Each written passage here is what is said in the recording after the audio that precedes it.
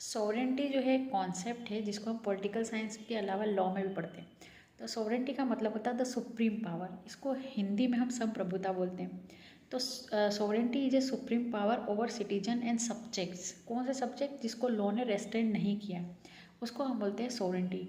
अब सॉवरेंटी का मतलब ये होता है कि आप फ्री हो, मतलब आप अपने एक्सटर्नल मैटर और इंटरनल मैटर में फ्री हो। आपके इंटरनल मैटर में कोई भी व्यक्ति जो है वो एक्सटर्नल प्रभाव नहीं होगा, उसको हम बोलते हैं सॉवरेंटी। अब इसके कुछ असेंशियल एलिमेंट्स है, तो वन बाय वन हम पढ़ते हैं। नंबर एक होता है एब्सोल्यूटनेस, मतलब आप एब्सोल्यूट हो, आपके सॉवरेन के द्वारा बोले गए जो वर्ड्स होते हैं वो एब्सोल्यूट होते हैं, कोई भी इंटरवेंशन उसमें नहीं होता है।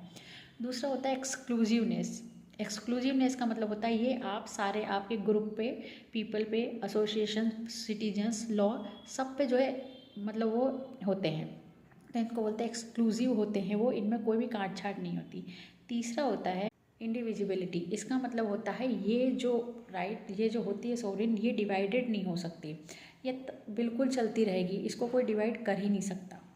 चौथा होता है वो ये है कि इनएलिएनेबिलिटी, मतलब ये इनएलिएनेबल होते हैं, इनको कोई भी ले नहीं सकता। ये कब तक नहीं ले सकता? जब तक स्टेट एग्जिस्ट होती है तब तक जो है सोवरेनिटी भी जो है एग्जिस्ट होती है। छठा होता है यूनिवर्सलिटी। इसका मतलब होता है यूनिवर्सलिटी का मतलब होता है कि आपके देश में के अलावा भी आउटसाइड भी जो है आपकी सोवरेन रहेगी। अगर आप अपने देश में सोवरेन हो तो आप आउटसाइड भी अपने यहाँ के पक्ष को अच्छे से लगते हो, मतलब जो इंटरनेशनल रिकग्निशन इसको मिला हुआ होता है सोवरेन को, इसलिए हम इसको बोलते हैं ये यूनिवर्सल भी है।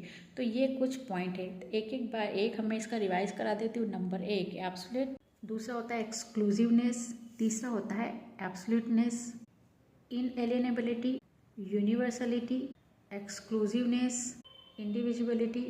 तो ये जो सारे मैंने बताए हैं चार पांच, ये है सोवरेनिटी के इम्पोर्टेंट या मेन कैरेक्टरिस्टिक होते हैं।